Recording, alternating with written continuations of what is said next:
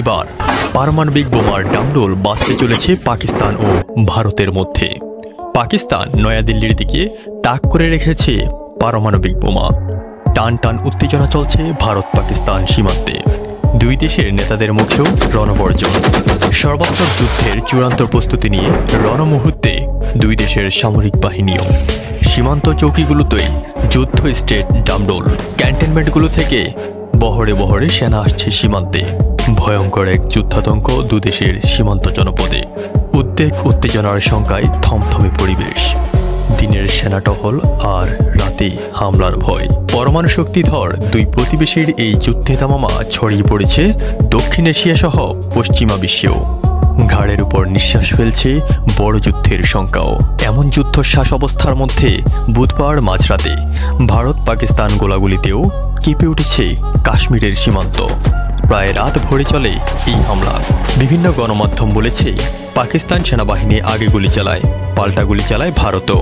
ভারতীয় সামরিক সূত্র জানিয়েছে মঙ্গলবার এবং বুধবার রাতে জম্মু ও কাশ্মীরের নিয়ন্ত্রণ রেখা বরাবর কিছু ভারতীয় চৌকিতে গুলি চালিয়েছে পাকিস্তানি সেনারা। নাম প্রকাশে অনিচ্ছুক এক সূত্রকে উদ্ধৃত করে পিটিআই জানিয়েছে পাকিস্তানের উদ্যোগে নিয়ন্ত্রণ রেখার কয়েকটি জায়গায় ছোট অস্ত্র দিয়ে গুলি চালানোর ঘটনা ঘটেছে।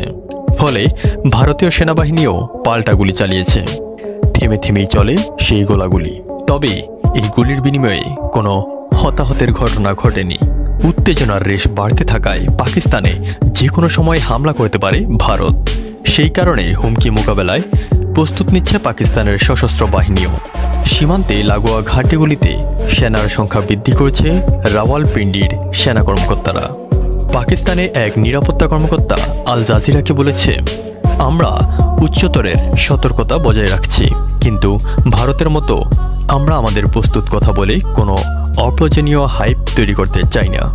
মঙ্গলবার বিকেলে কাশ্মীরের বেহালগ্রামে হামলায় ২৬ পর্যটক নিহতের ঘটনায় জড়িত থাকা অভিযোগ প্রত্যাখ্যান করেছে পাকিস্তান।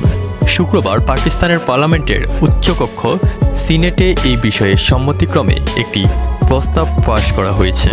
এতে ভারতের অভিযোগকে উদ্দেশ্যহীন ও রাজনৈতিক উদ্দেশ্য প্রণোদিত বলে জানানো হয়েছে। এছাড়া এই ঘটনাকে কেন্দ্র করে ভারতের যে কোনো পদক্ষেপের চূড়ান্ত জবাব দেওয়ার হুঁশিয়ারিও দেওয়া হয়েছে।